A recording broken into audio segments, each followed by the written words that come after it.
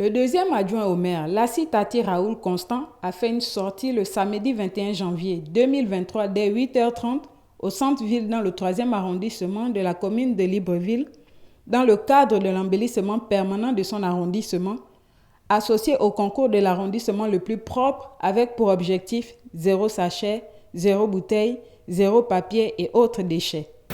Nous avons lancé dernièrement la grande opération d'envergure de démarrage dans la zone de Mbataveya jusqu'à la sortie de Belleville 1 en termes de curage, balayage et également abattement des arbres.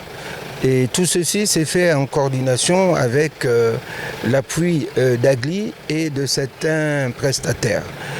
Nous avons envisagé effectivement impliquer la population, les ONG ainsi que tous ceux qui peuvent bien nous aider dans cette opération parce que l'assainissement de la ville de Libreville ne relève pas uniquement des maires.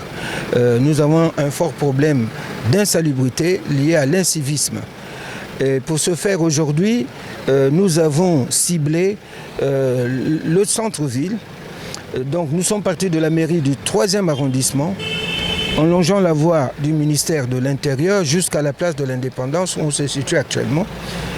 Et nous avons donc fait cette opération de désherbage en poursuivant la mission jusqu'à l'esplanade de la présidence de la République.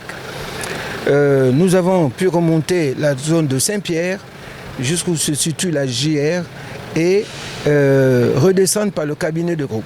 Sur les 23 quartiers que compose le 3e arrondissement, 4 équipes ont été mises en place pour couvrir tous les quartiers à raison de 2 quartiers par week-end. Nous pourrons dire que nous avons 2 quartiers.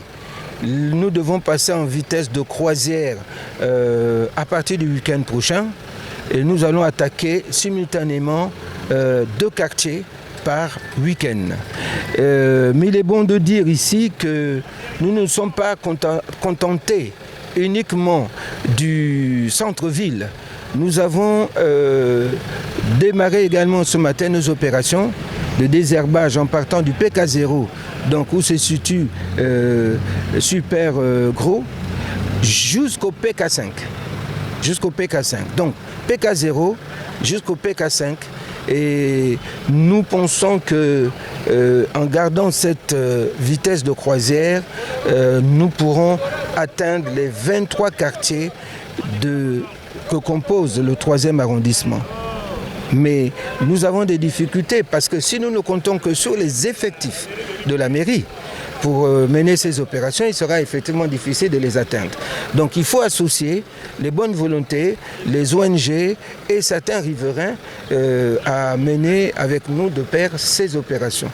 Nous regrettons simplement, c'est qu'après un passage des services appelés à maintenir la propreté, 2 heures après, les riverains s'amusent à venir à nouveau créer l'insalubrité et ça, nous allons verbaliser parce qu'on n'a pas d'autre choix, que ce soit les personnes qui envoient des enfants à bas âge déposer des ordures alors qu'il y a des bacs pour cela ou des bennes, pour les personnes qui ne mettent pas la propreté devant leur devanture en laissant des papiers, des bouteilles plastiques ou des sachets.